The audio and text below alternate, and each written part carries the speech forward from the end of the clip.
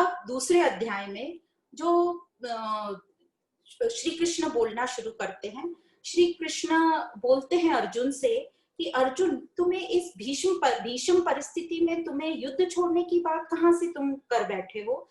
इससे तुम्हें न तो तुम्हारी कीर्ति मिलेगी तुम्हें, और न ही तुम्हें स्वर्ग मिलेगा, न सिद्धि मिलेगी। मतलब तुम्हें सुख नहीं मिलेगा और तुम्हारी फेम नहीं रहेगी। और जो ये क्षत्रिय लोग रहते हैं, ये योद्धा लोग रहते हैं, इनको अपनी कीर्ति से बड़ा अटैचमेंट होता है। तो श्री कृष्णा जो शब्द यूज करते हैं वो है अनार्य जुष्टम अस्वर्गम अकीर्तिकरम अर्जुन। अनार्य मतलब आर्य जो है, आर्य जो राजाओं को बोला जाता है, राजा ऋषि राज ऋषियों को, जो कर्म योग के द्वारा मोक्ष की प्राप्ति करते हैं।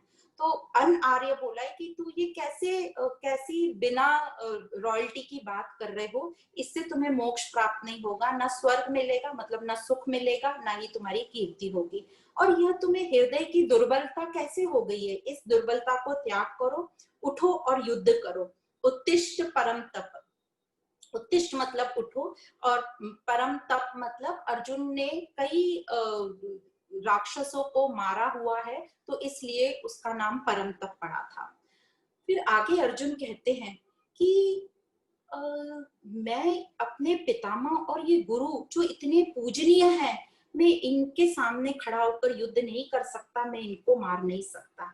तो यहाँ पर श्री कृष्ण को समझ गया उसका बेसिक कॉज क्या है। उसको पितामह और गुरु द्रोण जो उतने पूजनीय है, उनको मैं कैसे मार सकता हूँ, उनसे युद्ध करने में उसको बहुत कष्ट हो रहा है। मतलब उसका उनके साथ जो मोह है, आसक्ति है, वो बीच में आ रहा है। और अर्जुन आगे बोलते हैं, जो 7वां श्लोक है दूसरे अध्याय का, कार्पण्य दोषोपहत स्वभाव। इसको जो हिंदी में बोला गया है कि जो कायरता से मेरा जो मन है वह पूरा नष्ट हो गया है, मेरा सत्य स्वभाव नष्ट हो गया है, और ये जो मेरी बुद्धि है वो पूरी मोहित हो गई है, तो मैं धर्म भी क्या है समझ नहीं पा रहा हूँ।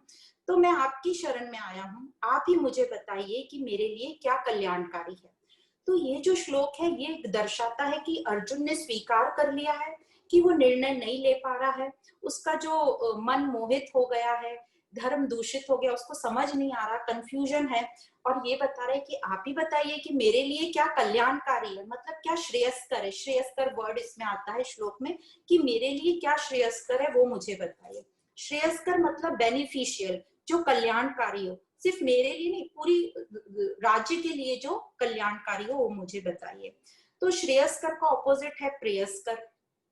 तो अब हम लोगों को ये समझना है कि जब भी हम कोई चॉइस करें तो हमारी ज्यादा करके चॉइस श्रेयस्कर हो। श्रेयस्कर मतलब जो हमारे लिए बेनिफिशियल हो, जो हमारे लिए श्रेष्ठकर हो। तो जो हमारी उन्नति कराता है, हमारे स्वरूप से हमें मिलाता है, हमारा स्पिरिचुअली या पर्सनली जो भी हमारी ग्रोथ कराता है, वो है श्रेयस्कर। और जो प्रेयस्कर हम चॉइस करते हैं तो वो होते हैं ज्यादा जो हमें प्लेजर दे रहे हैं, हम जिसको भोग कर रहे हैं, बोलते हैं ना, जैसे हमें मीठे का शौक है तो हमने बहुत ज्यादा खा लिया, वो बहुत अच्छा तो लग रहा है पर बाद में उसके दुष्परिणाम भी होंगे। तो ज्यादा करके अपनी चॉइस श्रेयस्कर की तरह रखिए, करिए, जो मेरा उन्नति करे, जो मेरी। पर जरूरी नहीं है, कई बार प्रेयस्कर चॉइस भी हमारी उन्नति कर सकती है, ऐसा भी हो सकता है, पर कोशिश करके श्रेयस्कर चॉइस रखिए। अब आगे भगवान ने जैसे ही ये श्लोक सुना और समझा कि अब अर्जुन सुनने के लिए तैयार है, तो आगे भगवान अपना ज्ञान शुरू करते हैं और बोलते हैं कि अर्जुन, तुम जिसके लिए शोक नहीं करना चाहिए उसके लिए शोक करते हो। हम सब तो पहले भी थे और आगे भी रहेंगे, और ये जो शरीर है, जो तुम सोच रहे हो कि ये शरीर खत्म हो जाएगा उसलिए तुम दुखी हो रहे हो, तो ये शरीर तो बदलते रहेंगे। हम सब स्वरूप से आत्मा है, और ये जो शरीर हमें मिला है और ये मन बुद्धि मिला है, जो शरीर मिला है और जो मन बुद्धि हमें मिला है, ये इसलिए मिला है ताकि हम अपने मन बुद्धि को अपने कर्मों द्वारा शुद्ध कर सके और अपने स्वरूप से मिल सके। तो ये जो मन बुद्धि शरीर है ये हमारे इंस्ट्रूमेंट हैं, पर मैं तो आत्म स्वरूप हूँ। और ये जो शरीर मन बुद्धि है जब आत्मा से मिलते हैं तभी हमारे में चेतनता आती है। तो बिना आत्मा के या बिना शरीर मन बुद्धि के दोनों भी जीवन नहीं दे सकते। तो एग्जाम्पल दिया है, जैसे इलेक्ट्रिक करंट है, इलेक्ट्रिक करंट जब तक वायर में रहता है तब तक हमें कोई प्रकाश नहीं दिखता। वैसे ही जो बल्ब सॉकेट में लगा है, पर जब तक उसमें इलेक्ट्रिसिटी पास नहीं होती वो प्रकाशित नहीं होता। पर जैसे ही इलेक्ट्रिक करंट एक बल्ब में पास होता है तो प्रकाशमान हमें दिखाई देता है। तो उसी प्रकार जब शरीर मन बुद्धि आत्मा का साथ लेते हैं तभी चेतनता प्राप्त होती है और हमें जीवन प्राप्त होता है। तो यह जो आत्मा है हम सबका मूल है, बेस है, सबस्ट्रेटम है। यह आत्मा हम सबकी एक ही है। ये आत्मा खंडित नहीं हुई है, ये आत्मा जो है फैलाव है और शाश्वत है। ये कभी भी खत्म नहीं होने वाली है, सर्वज्ञ है, हर जगह है, कोई भी जगह ऐसी खाली नहीं है जहां ये आत्मा नहीं है। ये अव्यय है, मतलब ज्यों की त्यों है। जैसे पहले थी वैसे अभी है, इसमें कोई मॉडिफिकेशन नहीं होता। जैसे हमारे शरीर मन बुद्धि में मॉडिफिकेशन होता है, तो जैसे हमारा शरीर बदलता है, हमारा बचपन का शरीर अलग था, जवानी का अलग था, बुढ़ापे का अलग रहेगा। तो ये जो तीनों शरीर को देखने वाला जो है, जो ज्यों का त्यों रहता है, वह आत्मा, वह तत्व मैं हूँ। ये चेंजेस सब बॉडी में हो रहे हैं, मुझ में नहीं हो रहे। तो इस प्रकार अर्जुन को ये आत्मा का परिचय देते हैं और आगे कहते हैं जिस प्रकार हम जागृत, स्वप्न और सुषुप्ति, मतलब वेकिंग, ड्रीम और स्लीप, ये तीनों अवस्था को देखने वाला जो मैं हूँ वो कभी चेंज नहीं होता, वह मैं हूँ। तो जिस प्रकार यह जो आत्मा है बचपन के शरीर से निकल के हमारी जवानी के शरीर में आ जाती है, जवानी के शरीर से निकल के बुढ़ापे वाले शरीर में चली जाती है, उसी प्रकार ये आत्मा जब शरीर हमारा काम करने लायक नहीं होता है या उसकी उस शरीर में वासनाएं पूरी हो जाती हैं तो वो नया शरीर धारण कर लेता है, जिस प्रकार हम नए वस्त्र धारण करते हैं। अब जब ये दूसरा शरीर आत्मा धारण करती है तो ये मन बुद्धि के साथ धारण करती है और ये जो मन बुद्धि है अपनी वासनाएं पूरी करने के लिए शरीर का यूज करते हैं। तो मृत्यु के वक्त मन बुद्धि जो है पुराना शरीर छोड़ के नए शरीर में प्रवेश करते हैं और यह होता है आत्मा के साथ। आत्मा उनको मदद करती है नए शरीर में प्रवेश करने के लिए, आत्मा के साथ होता है। तो इस प्रकार ये जन्म मृत्यु जो है क्रम चलता रहता है जब तक हमारी वासनाएं पूरी खत्म नहीं हो जाती। तो ये जो वासनाओं को कौन खत्म करेगा? वासनाओं को हमको ही खत्म करना है। तो जब तक हमारी वासनाएं पूरी खत्म नहीं होती ये जन्म मृत्यु का चक्कर चलता रहेगा। तो इस जन्म मृत्यु को स्वीकारो और जब हमें ज्ञान मिल गया है तो इस ज्ञान का साथ लेके अपने मन बुद्धि को शुद्ध करो और अपनी वासनाओं को खत्म करने की कोशिश करो। और आगे कहते हैं जो भी जन्मता है उसकी मृत्यु निश्चित है, पर मैं, तुम और ये सब जितने भी तुम्हें सामने दिख रहे हैं ये हमेशा रहेंगे, ये सब आत्म तत्व हैं। पर हमको यह अज्ञान है कि मैं तो सिर्फ शरीर हूँ, इससे ज्यादा हमें समझ में ही नहीं आता है। तो अर्जुन पूछता है कि फिर इस संसार में ऐसे भिन्नता क्यों है? कोई बहुत गरीब है, कोई बहुत अमीर है, कोई बहुत रोगी है, कोई स्वस्थ है, फिट है, ऐसा क्यों? तो आगे बताते हैं कि कोई भी जो घटना परिस्थिति होती है वो बिना कारण के नहीं होती। कारण और प्रभाव, कॉज एंड इफेक्ट का सिद्धांत बताते हैं। जिस प्रकार कारण है तो प्रभाव होगा ही होगा, ये सिद्धांत है। तो ये इस संसार का नियम है, इससे कोई भी नहीं बच सकता। जैसा भी हम बीज बोते हैं तो उसका हमें फल मिलता है। यदि हमने बीज बो के उस वृक्ष की अच्छे से परवरिश करी, उसको अच्छा खाद पानी डाला तो अच्छे क्वालिटी के फल आएंगे। पर उस बीज को हमने डालकर छोड़ दिया, उसको कुछ खाद पानी नहीं दिया, तो हो सकता है फल आए पर अच्छी क्वालिटी के नहीं आए। तो जैसा हम बीज बोएंगे वैसे, और जिसका बीज बोएंगे हमें उसी का ही फल मिलता है। तो उसी प्रकार जो कर्म हम आज कर रहे हैं ये कल के लिए हमारा बीज है आज, जो कल फल में उपलब्ध होगा। तो हमें कभी ऐसा लगता है कि किसी के जीवन में अभी तक जो कोई परिस्थिति आई है पर अभी तक के जीवन में उस घटना का हमें कारण नहीं समझ में आ रहा, नहीं दिखता है, तो इसका मतलब ये नहीं है कि उसके साथ तो कुछ भी नहीं हुआ, पार्शियलिटी हो रही है, भगवान उसके साथ गलत कर रहा है। वो तो इतना सज्जन इंसान है, उसने तो अपना पूरा जीवन इतनी भगवान की सेवा में लगाया है, कभी किसी का गलत नहीं किया, तो उसके साथ ये बुरा कैसे हो रहा है? तो हम भगवान को दोष देने लगते हैं कि बहुत ही गलत किया भगवान ने, बहुत गलत हुआ उसका। ऐसा नहीं है, यदि हमें अभी तक के उसके जीवन में कोई कारण नहीं मिल रहा है, इसका मतलब है कि यदि प्रभाव कुछ दिख रहा है, कुछ उसके साथ गलत हो रहा है, इसका मतलब कारण कहीं ना कहीं तो कुछ होगा। यदि अभी तक की लाइफ नहीं दिख रहा तो इसका मतलब उसके जन्म के पहले की लाइफ में यह कारण होगा। तो हमको अपने जन्म से पहले अपनी टाइमलाइन एक्सटेंड करनी पड़ेगी, इसका मतलब हम जन्म के पहले भी कहीं थे। तो ये प्रूव करता है कि ये जो आत्मा है ये कंटिन्यूस, निरंतर हमारा जीवन, कंटिन्यूटी ऑफ लाइफ बताने की कोशिश कर रहे हैं। अब कई बार हम यह भी देखते हैं कि व्यक्ति अपने जीवन में बहुत अच्छे कार्य कर रहा है, कोई कहीं गलती नहीं, बहुत अच्छा सज्जन इंसान है, पर उसका पूरा जीवन कठिनाइयों से भरा हुआ है और उसका जो अंत आ जाता है और वो अपना जीवन अपना शरीर त्याग देता है, पर रिजल्ट हमें उसके दिखते नहीं अच्छे कार्य के। तो इसका ये मतलब है कि आगे अब उसने बीज बोया है तो फल तो मिलेगा ही, कर्म अच्छे किए हैं तो उसका फल तो मिलेगा ही। इसका मतलब फल अभी तक नहीं मिला तो उसको आगे जन्म लेना पड़ेगा उस फल का सामना करने के लिए, उस फल को भोगने के लिए जो भी उसने कर्म किए हैं। तो इससे ये बता रहे हैं कि कंटिन्यूटी ऑफ लाइफ मतलब इस डेथ के बाद वो अगला शरीर लेगा। तो इस प्रकार यदि हमें समझ जाता है कि जो भी कुछ मेरे सामने आज सिचुएशन आ रही है वो मेरे ही अपने कर्मों का फल है, मैंने ही कभी पास्ट में बीज बोए हैं, तो हम किसी को ब्लेम नहीं करेंगे, हम अपनी परिस्थिति का ब्लेम या शिकायत किसी और के ऊपर नहीं डालेंगे। तो इस प्रकार यह जीवन की निरंतरता बताई गई, कारण और प्रभाव बताया गया, कंटिन्यूटी ऑफ लाइफ और कॉज एंड इफेक्ट बताया गया। अब कई लोग ये सोचते हैं हमको तो ये कारण याद ही नहीं है और हम इसको मानते ही नहीं है, फिलॉसफी को या जो भी है हमें मालूम नहीं तो हम मानते भी नहीं और हम इस पे विश्वास नहीं करते, इसलिए ये हम पर लागू नहीं होता। आप कुछ भी सोचें पर ये जो सिद्धांत है, ये जो नियम है, ये सब पर लागू होते हैं। जो करेगा वही उसको भोगेगा, चाहे सुख हो चाहे दुख हो। तो जो कर्म हमारे हैं वही हमारे आगे के लिए, आज हम जो बीज बो रहे हैं वो आगे हमें फल देंगे। हाँ, पर कौन से कर्म का क्या फल होगा और कब मिलेगा, यह सिद्धांत हमें नहीं मालूम कि कौन से कर्म का क्या फल होगा, एग्जैक्ट फल क्या होगा और वो एग्जैक्टली कब मिलेगा। और हम इसको ढूंढ भी नहीं सकते क्योंकि हम पास्ट लाइफ में जाके कैसे ढूंढेंगे। और देखा भी गया है जो ढूंढने गए हैं वो और कंफ्यूज हो गए हैं। इसलिए कर्मों की गति गहन है, ये शब्द आता है। अब कर्मों के पीछे हमारे भाव क्या है वह बताता है कि वह कर्म कैसा है।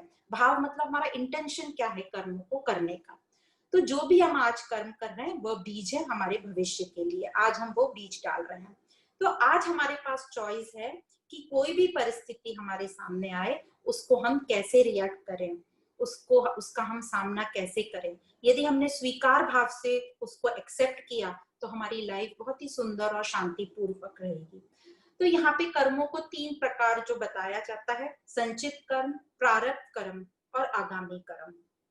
संचित कर्म वो होते हैं जो अभी तक की जितनी भी मेरी लाइफ हुई है उन सब के जो कर्म है अच्छे बुरे जो सब मेरे फिक्स डिपॉजिट में है वो है संचित कर्म, और वो अपने अपने टाइम पर मैच्योर होंगे और सामने आएंगे।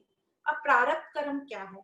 प्रारब्ध कर्म मतलब आज जो अभी मेरे को ये जो पूरी परिस्थिति मिली है, मेरा जो पूरा जीवन मिला है और जो मेरी सामने परिस्थितियां आती हैं आज तो इस जन्म में, तो ये हो गई मेरी प्रारब्ध।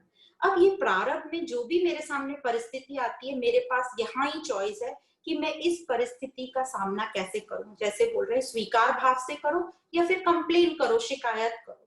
तो यदि हम उसको स्वीकार भाव में रखेंगे तो हम अच्छे बीज डाल रहे हैं आगे के लिए, पर हम शिकायतें करते रहेंगे तो हम थोड़े से अपने बीज को डिस्टर्ब बीज डाल रहे हैं। तो जो भी, और इसी को बोला गया आज जो हम उसके ऊपर एक्ट करेंगे वह होगा हमारा आगामी कर्म। आगामी कर्म मतलब आगे के लिए हम बीज बो रहे हैं।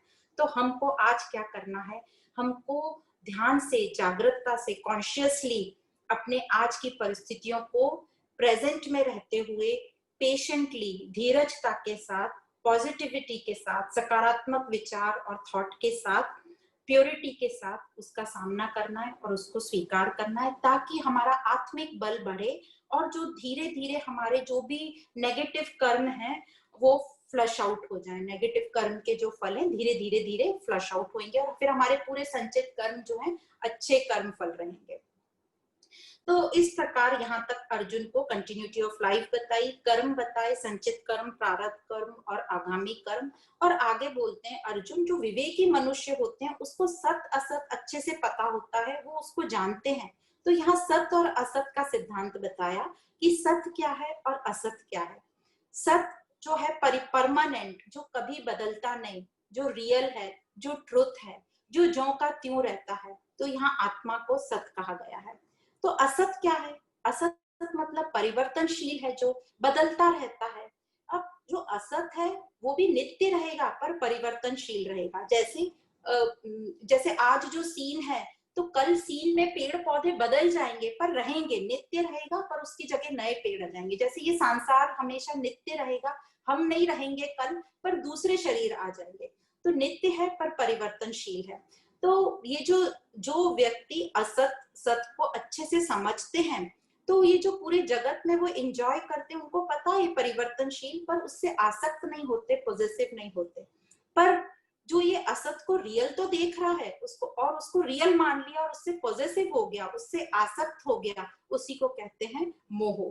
तो जब असत ऐसा दिखता है रियल जैसा, जैसे एग्जाम्पल हम सपना देखते हैं और सपने में हमें जो भी दिखता, हमें दिखता है कि हम एक मॉल में गए, हम बहुत शॉपिंग कर रहे हैं, और जब हम बिल देने के लिए आए और हमने अपना पर्स खोला तो हमारे पर्स में कुछ भी पैसे नहीं थे, हम कैश लाना भूल गए, हम क्रेडिट कार्ड लाना भूल गए। तो हमें लग रहा अरे बाप रे ये तो बहुत इंसल्टिंग हो जाएगा, तो हमें अच्छा नहीं लग रहा, ऐसा लग रहा है हमारी इंसल्ट हो जाएगी, और वैसे ही हमारी जाग खुल जाती है। और जैसे ही हमारी जाग खुलती है तो हमें लगता है अरे ये तो सपना था। उसी प्रकार वो सपने में हमें कितना रियल लग रहा था कि सही में हमने इतनी शॉपिंग करी और अब हमारे पास पैसे नहीं है, मैं फोन करूं किसी को, क्या करूं। उसी प्रकार हमें जो हमारी अभी जो लाइफ है और हम जिसको जागरूकता बोल रहे हैं उसमें जो हमें पूरा ये संसार दिख रहा है उतना ही रियल दिखता है जैसे सपने में हमें सपना दिखता है, जो सपने में शॉपिंग मॉल और हमारी परिस्थिति दिखी। पर जैसे ही जागरूकता आती है तो वो सपना हमको समझ जाता है ये तो सपना था, सब भ्रम था। उसी प्रकार जब ज्ञान से हमें जागरूकता आ जाती है तो हमें अच्छे से समझ आ जाता है कि ये सब जो चेंजेबल है ये तो लीला है, असत है, माया है। माया में तो हम सबको रहना ही है, पर उससे हमें अटैच नहीं होना है, उसको अनरियल की ये चेंजेबल करके एक्सेप्ट करना है। ये नहीं सोचना है कि ये हमेशा मेरे साथ बना रहे, क्योंकि वो नहीं होगा, क्योंकि ये संसार का नियम ही है चेंजेबल। तो श्री कृष्ण अर्जुन से कहते हैं कि अर्जुन तू शोक मत कर। विवेकी मनुष्य को ये असत असत अच्छे से पता होता है तो वो भी शोक नहीं करते, तू भी शोक मत कर। ये संसार द्वंद्वों से ही बना है, कभी दुख कभी सुख, कभी लाभ कभी हानि, कभी ठंड कभी गर्मी। तो यदि हमें अपने आप को दुख में नहीं रखना है, इससे बाहर निकलना है, तो ये कॉन्सेप्ट हमको बहुत अच्छे से समझना होगा कि सब परिवर्तनशील है, टेम्पररी है और यह चलता रहेगा। दोनों टेम्पररी है, सुख भी टेम्पररी है, दुख भी टेम्पररी है। इसलिए दोनों कंडीशन में संयम बना के चलो, बैलेंस, और उसको एक्सेप्ट करना है। तो कैसे हम ये संयम बनाए? तो ये तो हमें अपने मन को ट्रेन करना पड़ेगा, क्योंकि हम चलते सब अपने मन से हैं। तो मन को ट्रेन करना पड़ेगा। कैसे ट्रेन करें हम अपने मन को? तो इसका जो एग्जाम्पल एक बहुत अच्छा शास्त्रों में यही दिया है कि पेंडुलम, जो हम घड़ी में एक पेंडुलम देखते थे पहले जमाने में जो ऐसे से हिलता था, तो पेंडुलम जितना इधर जाएगा उतनी गति उसकी इधर जाने की रहेगी। तो उसी प्रकार हम जब सुखी होते हैं, जब सुख का सीन आता है, तो यदि हम वो सुख के सीन में आपे से बाहर हो जाते हैं तो उतना ही हम, जब दुख आएगा उतने ही हम दुख में नीचे गिर जाएंगे और शोकग्रस्त हो जाएंगे। तो सुख और दुख दोनों जब सामने आए, खास करके जब सुख आए, तो ये ध्यान रखना कि ये तो चेंजेबल है, ये तो बीतने ही वाला है। तो इस प्रकार हम अपने मन को ट्रेनिंग देंगे। यही एक बहुत बड़ी साधना है कि दोनों विपरीत परिस्थितियों में मुझे समता, संयम, बैलेंस कैसे बनाना है। तो अर्जुन पूछता है तो मुझे कैसे करना है? तो श्री कृष्ण उसका उत्तर देते हैं, तम तितिक्षा भारत, मतलब जो भी कुछ घटित हो रहा है उसको सहन करो। तो कैसे सहन करें उसको? तो अपने आप को ट्रेन करना पड़ेगा सहन करने के लिए, दृष्टा बनकर कि ये तो सब परिवर्तनशील है। जब तक मेरे सामने वो सीन है एंजॉय करें और ध्यान रखें कि ये चेंज होने वाला है। धीरज रखो, यह सीन भी गुजर जाएगा। दुख के समय अपने को धीरज रखना है और समझना है कि ये सीन भी गुजर जाएगा। कैसे सहन करें?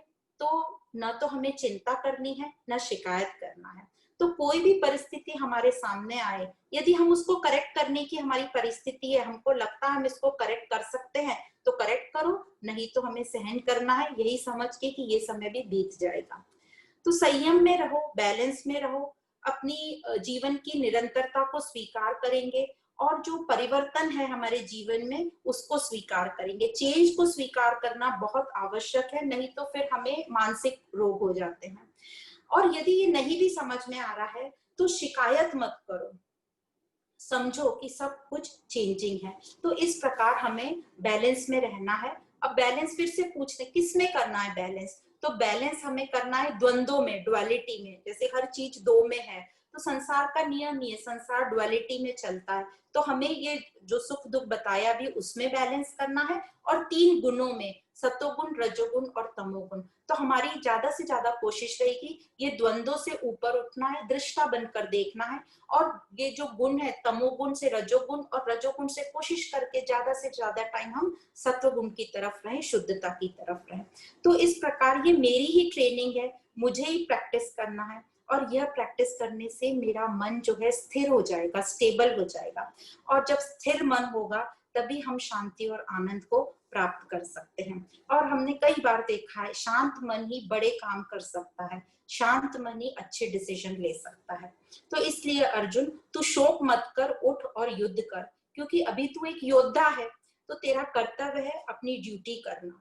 तो मैं तुम्हें तुम्हारा धर्म याद दिला रहा हूँ, कर्तव्य कर्म करो, और ये कर्म प्रेरणा कही गई है। तो तुम्हें कुछ भी नहीं समझ में आ रहा है तो अभी उठो और युद्ध करो, क्योंकि अभी तुम्हारी ड्यूटी है युद्ध करने की।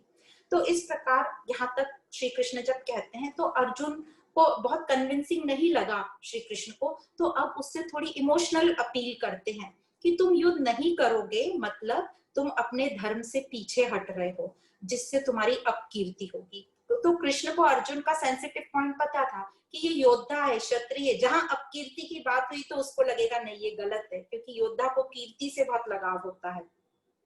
और यदि तुम्हारी युद्ध में मृत्यु हो जाती है तो तुम शहीद कहलाओगे, और यदि तुम्हारी जीत हो जाती है तो तुम्हें राज्य मिलेगा, तुम राज्य करोगे, उस राज्य को एंजॉय करोगे और कीर्ति भी होगी, पावर भी मिलेगा तुम्हें।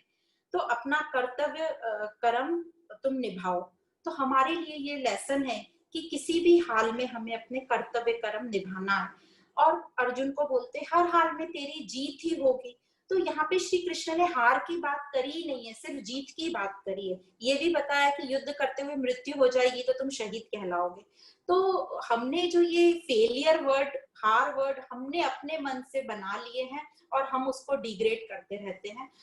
जैसे कोई 1 2 3, कोई 4th आ गया तो हम बोलेंगे फेलियर है। तो फेलियर कुछ नहीं है, हर चीज से हम कुछ ना कुछ सीखते हैं, ये हमारे मन के भ्रम है। तो कर्तव्य कर्म करते वक्त हमें फेलियर भी मिले तो भी हमारी जीत है, ऐसा कहना है, ऐसा मानना है, और यही सत्य है।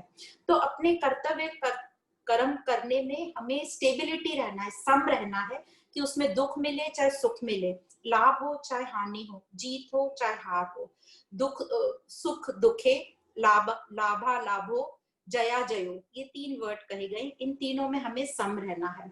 स्थिर रहकर कर्म करेंगे तो हमें पाप नहीं लगेगा। पाप नहीं लगेगा कहने का मतलब है दुख नहीं होगा हमें, क्योंकि हमें यदि पता है कि ये तो मेरी रिस्पॉन्सिबिलिटी थी पर इसका रिजल्ट ठीक नहीं आया, कोई बात नहीं, मैंने अपने कर्तव्य कर्म का पालन किया।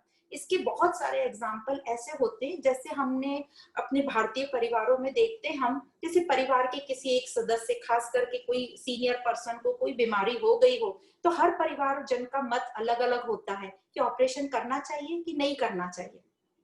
कुछ बोलते हैं करना चाहिए, कुछ बोलते हैं नहीं करना चाहिए, पर किसी एक को लगता है कि नहीं ऑपरेशन तो करना चाहिए, इससे इनकी लाइफ बहुत क्वालिटी अच्छी हो जाएगी, और एक जना आगे बढ़ के वो ऑपरेशन करवा देता है। और बाय चांस यदि वो ऑपरेशन फेल हो जाता है तो पूरे परिवारजन उसको ब्लेम करते हैं कि तुमने गलत निर्णय लिया।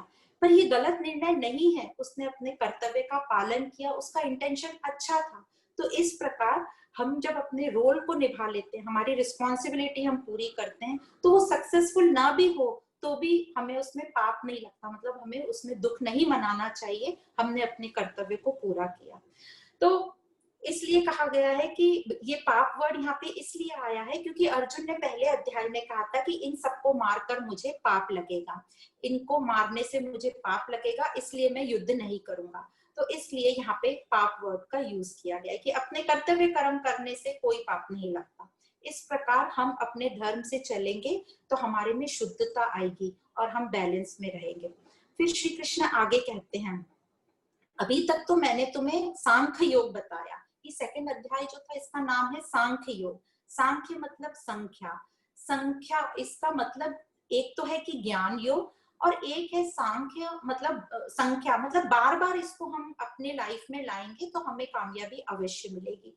और एक और मतलब यह भी कहते हैं सांख्य मतलब 2+2 4 जैसे बताते हैं, उसी प्रकार यह जो ज्ञान है आत्मज्ञान, कंटिन्यूटी ऑफ लाइफ, ये इस तरीके से समझाई गई है कि लॉजिकली हमको जो वो बताना चाह रहे हैं वो समझ जाए। जैसे 2+2 4 हमें बराबर समझ में आता है, उसी प्रकार यह आत्मज्ञान हमें दिया गया है, ताकि इस युक्ति से दिया गया है, इस लॉजिकल थॉट से दिया गया है कि हमें वो ठीक से समझ में आ जाए। तो कृष्ण अर्जुन से कहते हैं, अभी तक तो मैंने तुम्हें सांख्य योग बताया, लॉजिकल थिंकिंग, ताकि तुम सही निर्णय ले सको, इसको बुद्धि योग भी कहते हैं। और अब तुम सुनो, मैं आगे तुम्हें कर्म योग सुनाता हूँ। तो सांख्य योग में हमने समझा कि शरीर चेंजेबल है, आत्मा सत है, तो हमें अपने सत स्वरूप पे अपना केंद्र फोकस रखना है। अब कर्म योग तुम सुनो, तो ये कर्म योग क्या है? तो कर्म योग जब ज्ञान से हम कर्म करेंगे तो हमारी सारी वासनाएं खत्म होंगी। अब ये वासनाएं जो है मतलब हमारी इच्छाएं जो हमें दिखती नहीं है, कुछ इच्छाएं तो हमारी आ जाती हैं सामने तो हमें दिखती हैं, पर कुछ जो इच्छाएं जो अव्यक्त रहती हैं, हमें नहीं दिखती, बहुत गूढ़ अंदर रहती है डीप डाउन, उनको वासनाएं बोल रहे हैं। तो ये जो वासनाएं, ये इच्छाएं होती रहती हैं, नई नई इच्छाएं आती रहती हैं। एक इच्छा हमारी पूरी हुई तो हमें लोभ हो जाता है, नहीं पूरी हुई तो क्रोध हो जाता है, और ऐसे ही वासनाओं बढ़ती जाती हैं और हम उस नेटवर्क में उलझते जाते हैं। पर हम ज्ञान से कर्म करेंगे तो हमारी ये वासनाएं खत्म होंगी और हम इस कर्म बंधन से मुक्त होंगे। अब जब हमारी ये वासनाएं खत्म होंगी और हम धीरे धीरे अपने मन बुद्धि को शुद्ध करेंगे तो हम निर्भय भी रहेंगे और आनंद में रहेंगे, और अपने स्वयं के स्वरूप को हम जान पाएंगे, उसके निकट आ पाएंगे। तो ये जो ज्ञान से कर्म करना क्या है, मतलब क्या है, इस ज्ञान से हम कैसे कर्म करें? तो मतलब इसका ये है कि जब हम ज्ञान से कर्म करें तो निस्वार्थ भाव हो हमारे में, मतलब अनसेल्फिश हो, और फिर वो निस्वार्थ भाव से हम परमार्थिक भाव में आए, अहंकार रहित हो, ईगो लेस हो, आसक्ति रहित हो, मतलब पोजेशन फ्री हो, हम किसी से अटैच नहीं हो, क्योंकि हमें अच्छे से पता होना चाहिए कि ये सब चेंजेबल है, तो मैं अटैच होके कुछ मतलब नहीं है, आज जिससे मैं अटैच हुई वो कल खत्म होने वाला है। तो इससे हमारे में निर्भयता आएगी और हम जो मेंटली हमें थकावट भी नहीं आएगी, और इसी को कहते हैं कर्मयोग। तो निस्वार्थ भाव, अहंकार रहित, आसक्ति रहित, तो इसको कहेंगे कर्मयोग। पर हम तो सब अज्ञान से करते हैं, हम तो बिल्कुल सेल्फिश स्वार्थ भाव में और अहंकार में रहते हैं, और हर चीज से हम आसक्त हो जाते हैं। हम अपने कर्मों से भी आसक्त हो जाते हैं, फल से भी आसक्त हो जाते हैं, सभी से, रिश्तेदारों से, हर चीज से हम आसक्त हो जाते हैं। तो अब आगे श्री कृष्ण बोलते हैं कि यदि हमारी बुद्धि कुशल रहेगी, यदि ज्ञान से हम अपनी बुद्धि को कुशल बना लेंगे, प्रज्ञावान बना लेंगे, तो यह जो हमारी बुद्धि है सभी हमारी इच्छाओं को स्कैन करेगी अच्छे से और मन को कंट्रोल में रखेगी।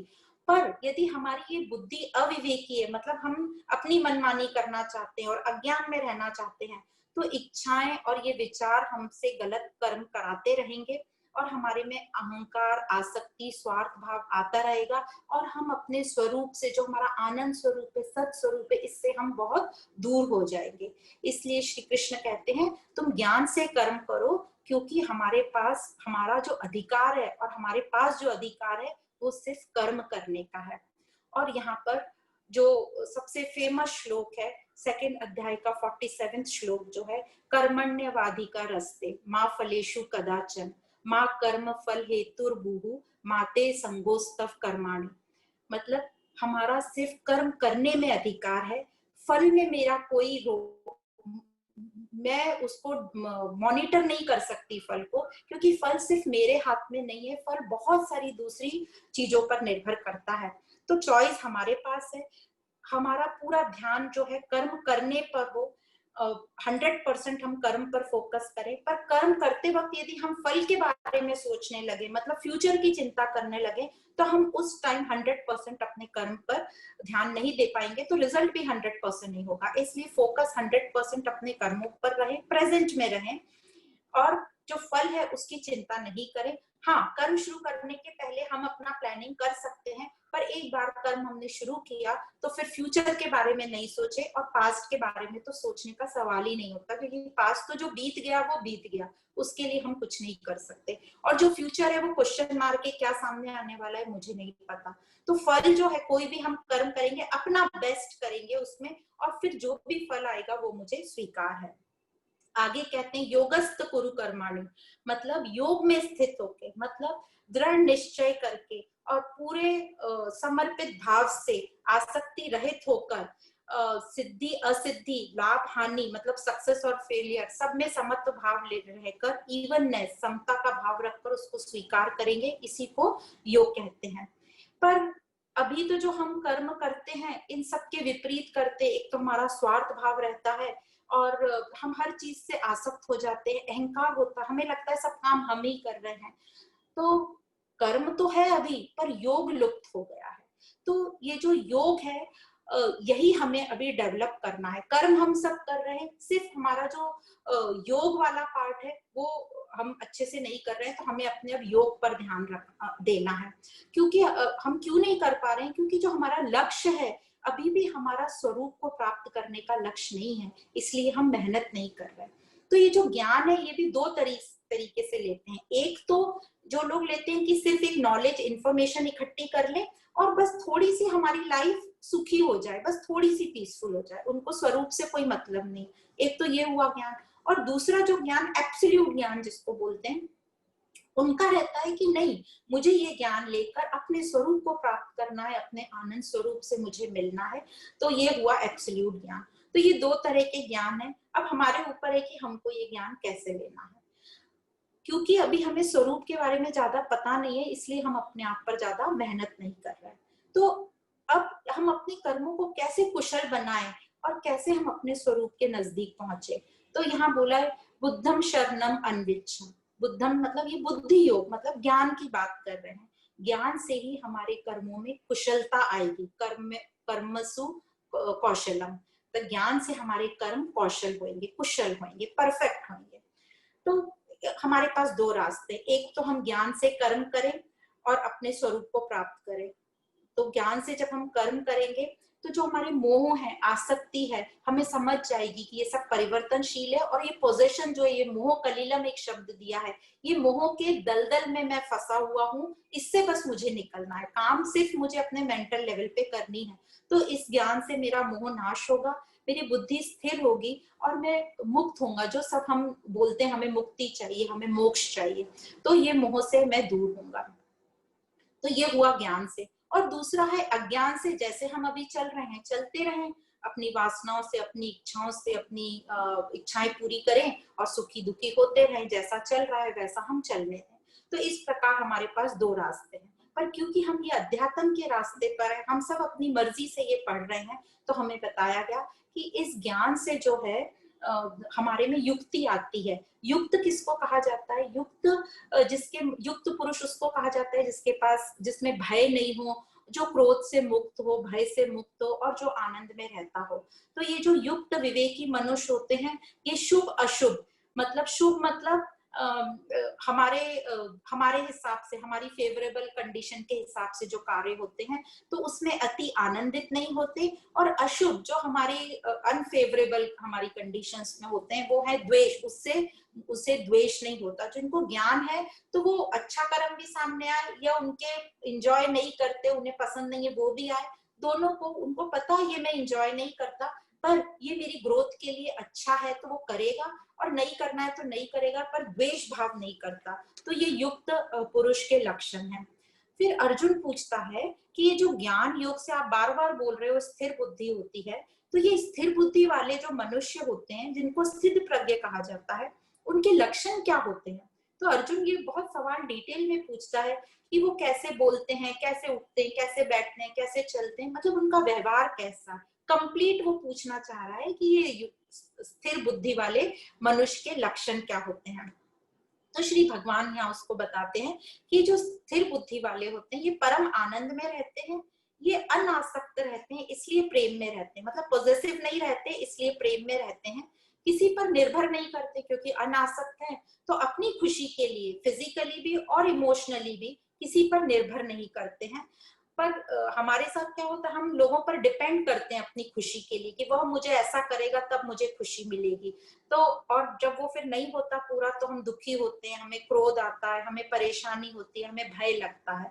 तो ये जो स्थित प्रज्ञ मनुष्य होते हैं ये किसी पर डिपेंड नहीं करते, इसलिए इनको किसी से कोई एक्सपेक्टेशन नहीं है, किसी से कोई आशा नहीं है, ये सत्य असत को अच्छे से जानते हैं, इसलिए दुखी नहीं होते क्योंकि इन्हें पता है कि ये सब टेम्पररी है, परिवर्तनशील है, चेंज होने वाला है।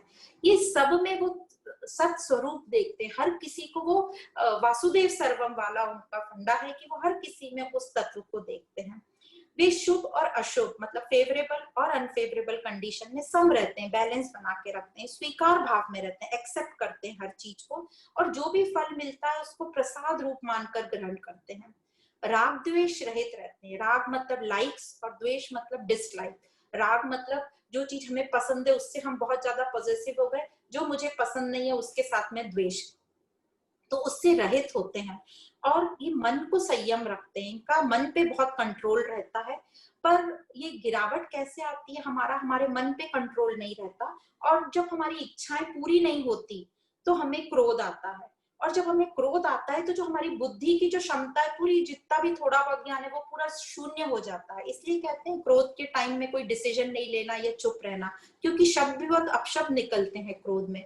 तो क्रोध में जैसे ही हमारी गिरावट क्रोध तक हो गई, क्रोध से हमारी सोच विचार बुद्धि पूरी जीरो हो गई, तो हमारे में पशुता सा व्यवहार होता है और मानवता को हम खो देते थे। तो इसको कहते हैं गिरावट, जो एक इच्छा से शुरू हुई और क्रोध से आते आते हमारी बुद्धि क्षीण हो गई, जीरो हो गई, और हमारे में पशुता के लक्षण आ गए। फिर इनमें इंद्रियों को बहुत अच्छे से ये संयम करके रखते हैं। तो यहाँ इंद्रियों के संयम से एग्जाम्पल दिया है कछुए का। जिस प्रकार कछुआ अपने सब विपरीत परिस्थितियों में अपने सारे पैर जो है समेट लेता है, उसी प्रकार यह स्थित प्रज्ञ मनुष्य अपनी इंद्रियों को समेटे रखते हैं अपने कंट्रोल में। तो जो कछुए की ऊपर की त्वचा है वो एकदम कड़क होती है और पूरा वो सूर्य के एकदम धूप में तपता रहता है, पर उसको उससे कोई असर नहीं होता। उसका जो नीचे का हिस्सा है वो जमीन को टच करता रहता है, और जो उसके पैर जो निकले हुए हैं 6 पैर वो दिखते हैं, पर विपरीत परिस्थितियों में उसके पूरे वो अपने पैरों को समेट लेता है। उसी प्रकार स्थित प्रज्ञ अपनी इंद्रियों पर नियंत्रण रखते हैं।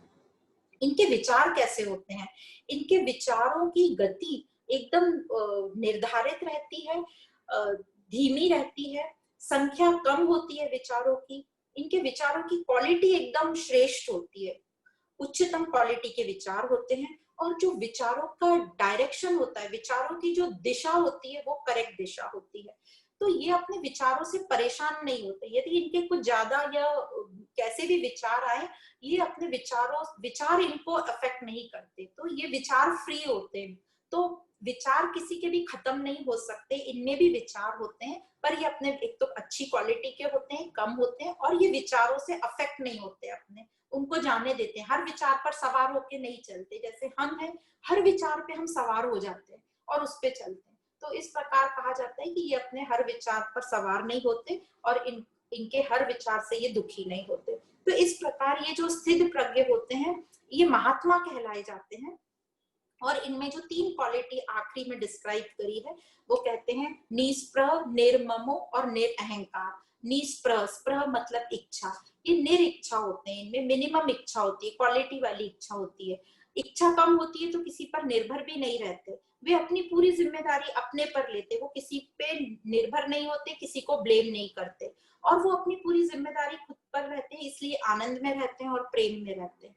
निर्ममो, निर्ममो मतलब मतलब सेल्फिशनेस, तो निर्मम मतलब निस्वार्थ भाव में रहते हैं, और जो निस्वार्थ भाव में रहते हैं वो सबके साथ प्रेम भाव से रहते हैं। फिर अहंकार रहित, निरअहंकार मतलब अहंकार रहित, ईगोलेस। तो जब वो उनमें अहंकार नहीं होता तो ना तेरा ना मेरा, हम सब एक हैं, सब सबका है, तो एकत्व भाव रहता है। और यही है ब्रह्म स्थिति, वननेस, एकत्व भाव।